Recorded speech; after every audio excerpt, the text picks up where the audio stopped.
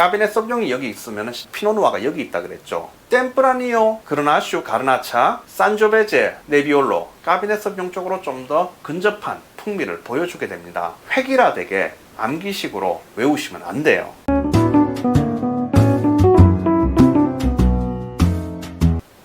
안녕하세요, 와인강입니다. 오늘 포도 품종편 2편이 돌아왔습니다.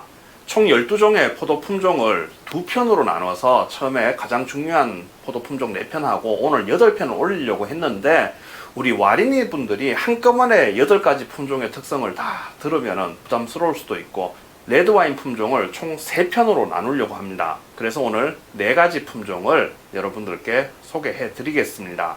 이 품종편이 왜 이렇게 중요하냐면 먼저 한식으로 제가 비유를 한번 해볼게요. 한식에 우리 장류가 여러 가지가 있잖아요. 된장도 있고 고추장도 있고 간장도 있고 이 장류의 특성을 알아야지만 여러분들이 양념을 했을 때 그 풍미를 만들어낼 수가 있잖아요.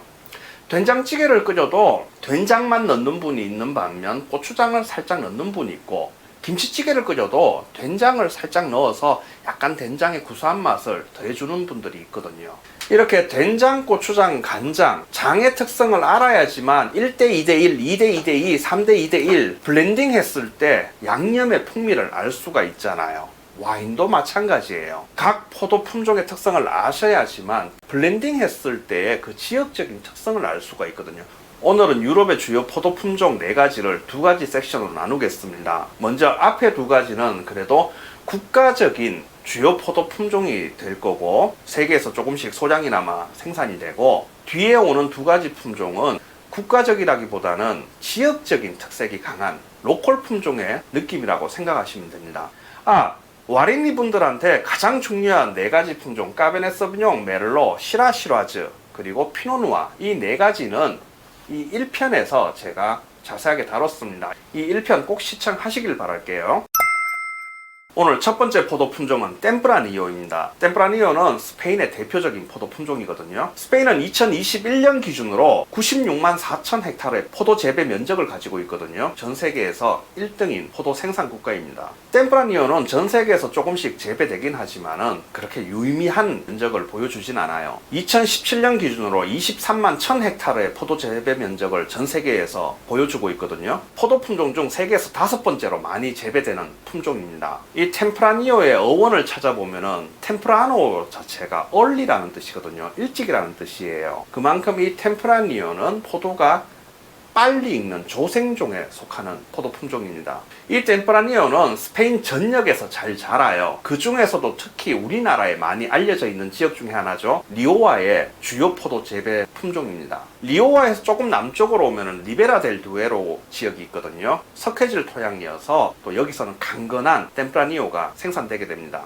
마드리드 동쪽으로 한 서너 시간 가면은 있는 스페인 전역에서는 남동쪽이죠. 돈키호테로 유명한 마을이에요. 세르반테스 저자가 거기서 돈키호테 소설을 지은 곳인데 이 라만치아 지역에서도 템프라니오가 대량 생산이 되고 있습니다.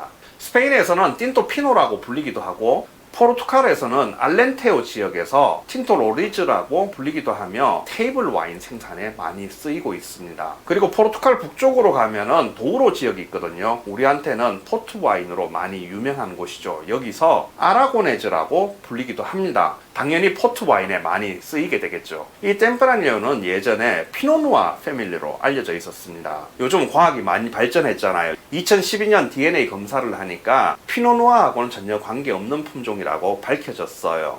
청포도 품종인 알비오 마요와 적포도 품종인 베네딕토 품종의 자연 교배종으로 밝혀졌습니다. 이 템프라니오의 엘레강스함과 높은 산미를 얻기 위해서는 저지대보다는 약간 고지대의 서늘한 기후가 필요하게 됩니다. 반대로 높은 당도와 두꺼운 껍질은 뜨거운 기후가 필요하게 되거든요. 낮에는 태양이 강하게 내려쬐고 밤에는 고도가 높아서 기온이 서늘하게 내려가는 리베라 델 두에로 같은 지역이 이 템프라니오 재배에 참 적합한 테로와를 가지고 있습니다. 템프라니오는 루비 레드 컬러를 보여주거든요. 그리고 아로마를 살펴보면 여러 베리류 풍미가 나타나고 플럼 향도 나타나고 특히나 우리가 이야기 많이 하는 딸기 향, 스트로베리 향이 템프라니오에 많이 나타나게 됩니다. 물론 오크 숙성을 하게 되면은 바닐라, 타바코, 가죽, 허브 같은 이런 좀 스파이시한 강한 향이 나타나게 됩니다. 다른 인터내셔널 포도 품종에 비하면은 산도와 당도가 조금은 중성적인 포도 품종의 특성을 보여주고 있거든요. 그래서 그르나슈, 까리냥, 그라시아노 이런 포도 품종들과 많이 블렌딩을 하게 됩니다. 또 호주에 가시면은 이 템프라니오를 그라나슈나 쉬라즈와 블렌딩을 한 와인을 많이 찾으실 수 있어요. 제가 어제도 마시고 그저께도 마시고 오늘도 제가 집에 가서 마시는 와인이죠. 제가 지난번 제주도 차박 열흘 동안 갔을 때 그때 제가 한 박스 들고 갔던 와인 어디 있나? 짜잔, 이 이칼레스캔 저의 데일리 와인이에요. 이 이칼레스캔이 템프라니오 70%에 시라 30% 블렌딩된 와인이거든요. 템프라니오의 특성을 보여주면서도 시라의 강건함이 뒤에 살짝 들어가면서 굉장히 밸런스가 좋아요. 제가 괜히 가성비 우주 최강이라고 하는 와인이 아닙니다. 여러분들 기회 있으시면 이 이칼레스캔 꼭 드셔보세요. 제가 독일에서 와인 경영학을 전공했던 시절, 그러니까 25년 전이 되겠죠. 그때는 제가 유럽의 와이너리 투어를 가게 되면 특히 스페인 쪽에 갔을 때 뭐 오늘날의 인터내셔널 포도 품종 까베네 소비뇽 메를로 시라처럼 풀바디의 강인한 아이는 아니지만은 그래도 조금은 올드 스타일의 거친 느낌의 템프라니오를 많이 만날 수 있었거든요. 근데 요즘은 조금 제 개인적으로 많이 아쉬운 부분이에요. 와인의 풍미가 너무 인터내셔널화 되면서 굉장히 조금은 평준화되어 간다고 저는 생각을 하거든요. 양조 기술도 되게 모던 양조 기술이 들어가면서 풍미가 조금은 획일화되어 가고 있어요. 참 아쉬운 부분이에요. 제가 이번에 싱가포르 출장 갔다 왔잖아요. 싱가포르에 갔을 때 정말 괜찮은 템프라니오 100% 와인을 만났었거든요. 아우, 정말 제가 마셨던, 제가 경험했던 템프라니오 와인 중에 정말 한 손 안에 들 정도로 정말 괜찮은 와인이었어요. 가격도 부담스럽게 무지막지하게 비싼 건 아니었거든요. 근데 가성비보다는 가심비에 어울리는 와인이어서 제가 지금 고민이 많아요. 이제껏 마신 와인 중에서는 정말 최고의 템프라니오 와인 중에 하나였는데 어떡하나. 아 참. 두 번째 포도 품종으로는 그르나슈가 있습니다. 프랑스에서는 그르나슈라고 하고 스페인에서는 가르나차라고 합니다. 프랑스와 스페인의 주요 포도 품종이 됩니다. 그 외에도 이태리, 호주, 캘리포니아 등 세계 곳곳에서 조금씩 재배는 되고 있습니다. 2016년 기준으로 프랑스에서는 78,631헥타르, 스페인에서는 54,606헥타르의 재배 면적을 보여주고 있습니다. 그리고 3위인 이태리에서는 훅 떨어지죠. 5,421헥타르. 그 다음 나머지는 더 낮아져요. 그래서 뭐 유의미한 포도 재배 면적은 아니고 스페인과 프랑스의 주요 포도 품종이라고 생각하시면 됩니다. 스페인에서 북동쪽에 카탈루냐 옆에 보시면은 아라곤 지역이 있거든요. 그 아라곤 지역의 서쪽의 일부 지역에서 이 가르나차를 가지고 100% 가르나차 와인을 생산하기도 합니다. 한국에서 가장 많이 알려진 리오와 지역과 리오와 지역의 바로 동쪽에 붙어 있는 나바라 지역에서도 많이 생산이 되고, 요즘 한국에 많이 홍보를 하고 있죠. 카탈루냐의 프리오라트 지역에서도 블렌딩 포도 품종으로 많이 쓰이기도 합니다. 그리고 지중해에서 시칠리 다음으로 두 번째로 큰 섬인 이태리의 사르디나 섬에서는 이 가르나차 그르나슈가 까노나오라고 불리기도 하거든요. 그래서 이태리의 DOC인 카노나오 디 사르데냐를 쓰려면 90% 이상의 그르나슈를 써야만 합니다. 프랑스의 론으로 가시면은 샤토네프 디파프 지공다스, 여러분들 지역 많이 들어보셨죠? 여기에서 주요 포도 품종으로 쓰이게 됩니다. 북부론으로 가시면은 시라가 많이 쓰이고 그르나슈가 보조 품종으로 쓰이거든요. 근데 이 샤토네프 디파프 지공다스가 있는 남부론 쪽에서는 그르나슈가 메인 품종이 되고 시라가 블렌딩이 되거든요. 또 루시옹 지역에서 블렌딩 포도 품종으로 많이 쓰이는 품종입니다. 호주에 가시면 GSM 와인이라고 있거든요. GSM이라고 하면은 그르나슈, 시라, 무르베드레 이 세 가지 품종을 블렌딩한 와인을 이야기합니다. 그르나슈는 이 GSM에서 되게 프루티한 주스의 느낌을 주고 그 다음 높은 알코올을 담당하게 됩니다. 조금은 잼이 같은 농도를 주기도 하고요. 시라 품종은 컬러와 스파이시함을 담당하게 됩니다. 무르베드레 품종은 좀 엘레강스함을 선사하고 또 거기에 스트럭처를 주게 됩니다. 프랑스의 코트 디론이나 프로방스 아니면 스페인의 나바라 지역에서는 로제 와인으로 많이 생산되기도 합니다. 이 그르나슈는 포도가 늦게 익는 만생종이거든요. 프랑스 남부나 스페인처럼 좀 뜨거운 기후가 있는 곳에서 잘 자랍니다. 또 바람에 굉장히 저항력이 큰 포도 품종이거든요. 아로마를 살펴보면 라즈베리, 딸기, 백후추, 약간 스파이시함도 있어요. 근데 뜨거운 지역에서 자라니까 뭐 포도 자체의 원료의 당도는 높고, 하지만은 탄닌이나 산미 그리고 컬러는 조금은 약한 편이에요. 왜? 껍질 자체가 얇거든요. 우리 포도 드실 때 보면은 알맹이를 먹을 때는 색이 없잖아요. 맛있어서 포도 껍질을 잘근잘근 씹다 보면은 그 컬러가 나오게 되죠. 이 안토시아닌 색소는 포도 껍질에 있는데, 포도 자체가 껍질이 얇다 보니까 컬러나 탄닌 이런 산미 같은 게 전체적으로 조금은 약한 편이에요. 그래서 시라나, 까르냥, 템프라니오, 생쇼 같은 다른 포도 품종하고 많이 블렌딩을 하게 됩니다. 잠깐 앞에 템프라닐료하고 비교를 해보면, 템프라닐료는 껍질이 두꺼운데도 루비레드, 컬러가 검붉은색이 아니라 좀 밝은 루비레드라고 이야기했죠. 왜 그럴까요? 껍질이 두껍지만은 이 템프라닐료는 익는 시간이 빠르다 그랬죠. 조생종이라 그랬잖아요. 그래서 컬러가 충분히 생성되기 전에 수확을 하게 됩니다. 그래서 템프라닐료의 컬러는 또 밝은 루비 레드 빛을 띠게 됩니다. 와인의 품질 스타일은 양조 과정에서만 나타나는 게 아니에요. 원료 자체의 특성도 있고, 포도밭에서 내가 어떤 스타일을 만들기 위해서 핸들링을 하느냐, 또 그 다음 양조 과정에서 어떤 양조 스킬을 쓰느냐, 그 모든 게 어우러졌을 때 그 와인의 퀄리티가 나오게 되거든요. 스타일이 나오게 되고, 이 그르나셔는 뜨거운 지역에서 잘 자라기 때문에 태양을 듬뿍 받고 원료인 포도의 당도가 높다고 했죠. 그 당도는 나중에 양조를 하게 되면 알코올로 변환하게 되거든요. 그래서 높은 알코올을 가지게 됩니다. 그렇기 때문에 포티파이드 와인에 많이 사용되는 포도 품종이에요. 루시옹 지역에 가시면 뱅드 나뚜렐, 바뇰, 호주의 포티파이드 와인에 기본으로 쓰이게 됩니다. 알코올이 높아서 바디감을 주기에 좋고, 와인의 프루티함을 더해주는 포도 품종이 되게 됩니다. 또 병입을 하고 난 뒤에 와인을 보관을 하잖아요. 근데 그 와인을 보관하는 기간에 비해서 와인의 갈변화가 빨리 진행되는 포도 품종이에요. 젓갈색, 벽돌색으로 많이 쉽게 변하게 됩니다. 세 번째 포도 품종으로는 산지오베제 포도 품종입니다. 이태리의 대표적인 포도 품종이라고도 할 수 있죠. 이태리 전역에서 잘 자라지만은 특히나 토스카나 지방에서 주요 포도 품종으로 재배되고 있습니다. 여러분들 피사의 사탑 아시죠? 피사의 사탑에서 내륙으로 조금 들어가면 이 토스카나 지방이 있거든요. 거기에 끼안티 지역에서 특히나 잘 자라는 포도 품종입니다.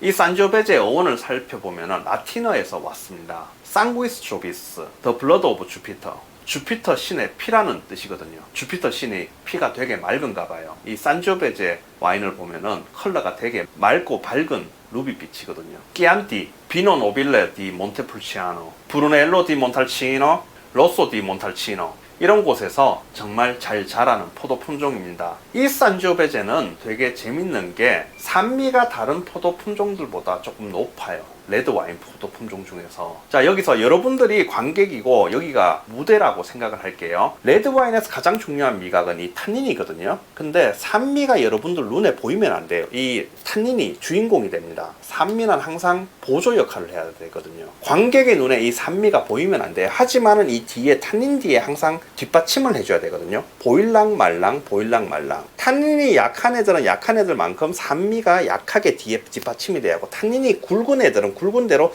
뒤에 산미가 굵게 이렇게 받침이 돼야 되거든요. 근데 이 산지오베제는 보일랑 말랑보다는 조금 더 있는 산미가 여러분들 눈에 보여요. 이게 산지오베제의 가장 큰 특징 중에 하나거든요.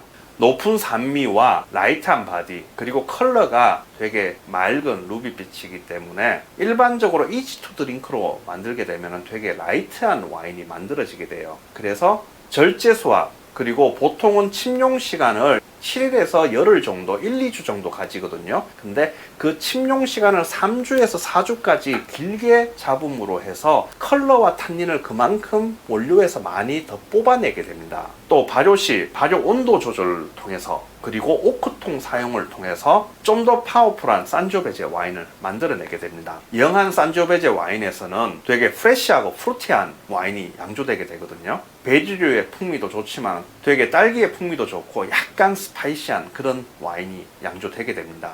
오크 숙성을 하게 되면은 당연하게도 다크 초콜릿, 커피, 바닐라, 타르 향 같이 이렇게 조금 더 강한 향이 나타나게 되죠. 일반적으로 레드 와인 품종 중에서는 이 오크의 풍미를 굉장히 스펀지처럼 빨아들인다는 품종이 이 산지오베제 품종이거든요.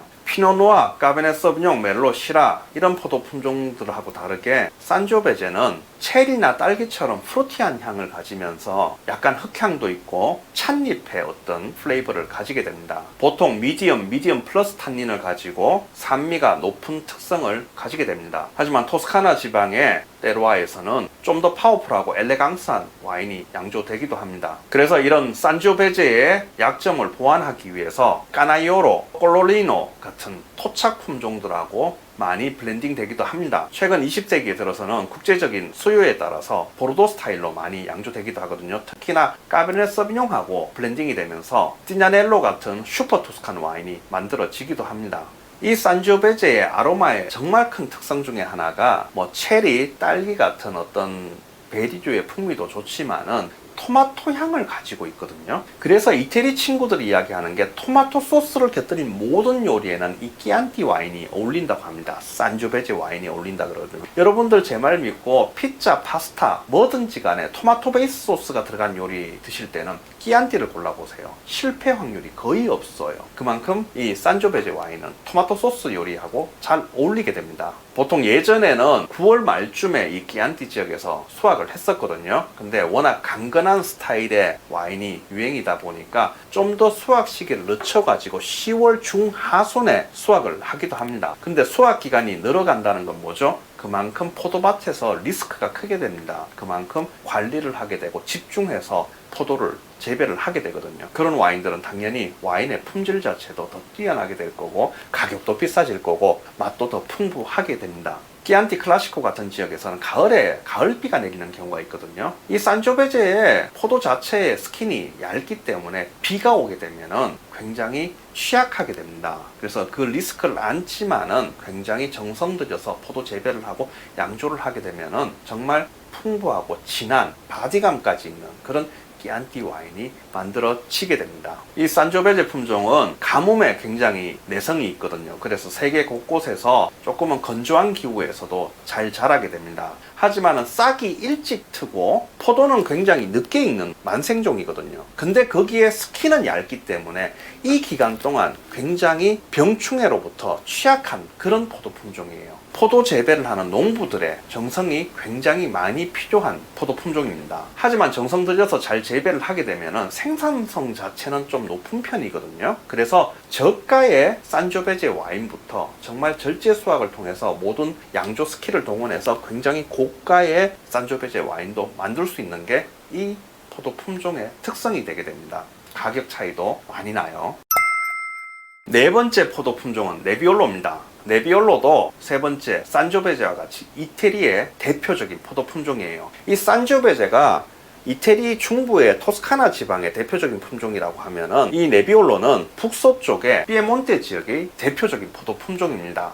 이 피에몬테 바로 북쪽에 알프스 산맥이 있거든요. 그래서 겨울에 찬 기온이 내려오는 걸 그 알프스 산맥이 병풍처럼 막아줘요. 이 네비올로의 어원을 살펴보면은 네비아라는 게 안개라는 뜻이거든요. 그래서 이 포도가 자랄 때 피에몬테 지역에서 안개가 그렇게 자욱하대요. 그래서 이 포도 품종 자체가 네비올로라는 이름을 가지게 됐습니다. 피에몬테의 다른 포도 품종들과 비교해 보면은 이 네비올로가 싹이 되게 일찍 트거든요. 그리고 익는 거는 또 가장 늦게 익어요. 거의 10월 중하순이 되어야지만 수확을 하게 됩니다.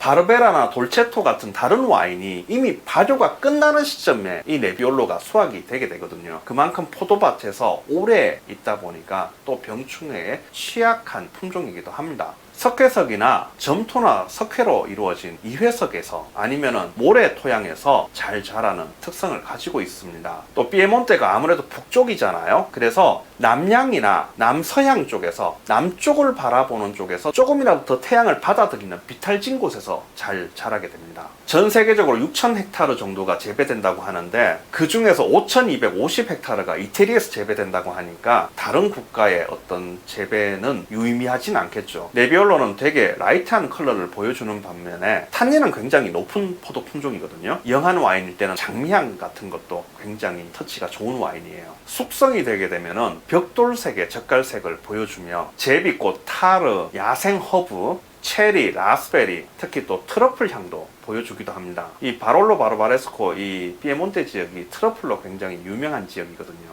그리고 담배향, 푸른 이런 향들도 보여주게 됩니다. 바롤로가 바르바레스코보다 재배 면적이 한 3배 가량 크거든요. 그리고 바롤로가 특징이 좀 더 파워풀하고 남성적인 느낌이 있는 거에 비하면은 바르바레스코는 조금 더 라이트한 특성이 있거든요. 네비올로 와인은 너무 영할 때 드시는 것보다는 조금 더 숙성을 시켜서 드시는 게 좋아요. 왜냐하면 탄닌이 되게 높다 그랬잖아요. 그래서 탄닌이 어느 정도 밸런스를 이루어지는데 조금은 병 안에서 시간이 필요한 와인이에요. 너무 영할 때 먹으면 좀 어그레시브하게 공격적인 탄닌이 나타날 수가 있거든요. 그래서 컬러를 보완하고 또 높은 탄닌을 조금 밸런스를 맞추면서 중화시키기 위해서 다른 품종하고 블렌딩을 하기도 합니다. 제가 1편에서 말씀드린 까베네 소비뇽 메를로, 시라, 시라즈, 그 다음 피노누아. 까베네 소비뇽이 여기 있으면 피노누아가 여기 있다 그랬죠. 시라, 시라즈 이쪽에 강한 품종이라 그랬습니다. 메를로가 피노누아처럼 부드러운 건 아니지만은 여기에 거의 근접한 중상에 속하는 품종이거든요. 지금 오늘 말씀드린 템프라니오, 그르나슈, 가르나차, 산조베제, 네비올로, 여기서 산조베제는 조금 더 라이트한 쪽으로 가게 되겠죠. 그르나슈도 약간 라이트한 쪽으로 가게 되고, 템프라니오하고 네비올로가 조금 더 이쪽으로 까비네 소비뇽 쪽으로 좀 더 근접한 풍미를 보여주게 됩니다. 포도 품종의 생육기간, 포도 품종의 껍질, 굵기 이런 여러 가지 요소들을 고려하게 되면 이 와인의 특성이 나타나게 되거든요. 근데 여기서 여러분들 한 가지 꼭 고려하실 게 있어요. 탄닌이 많은 포도 품종군, 중간군, 약한군 있잖아요. 하지만은 얘들을 똑같은 레벨로 양조를 했을 때 이런 차이가 난다는 거지. 이 메를로를 상급으로 절제 수확을 통해서 강하게 만들잖아요. 그럼 이 까베네 소비뇽 이지 투 드링크보다 더 강한 와인이 만들어지게 됩니다. 그래서 제가 보여드리는 이 그래프는 같은 조건으로 만들었을 때 이야기고, 여기에서 상중 하급이 또 달라지게 된다는 거. 그래서 여러분들이 획일화되게 암기식으로 외우시면 안 돼요. 와인마다의 스타일과 특성에 따라서 얼마든지 강약은 바뀔 수가 있거든요. 하지만은 전체적인 포도 품종의 느낌은 이렇다 정도 아시면 좋을 것 같습니다. 자, 그럼 저는 다음 편에서 레드와인 품종 나머지로 다시 찾아뵙겠습니다. 이상 와인 강의였습니다. 감사합니다.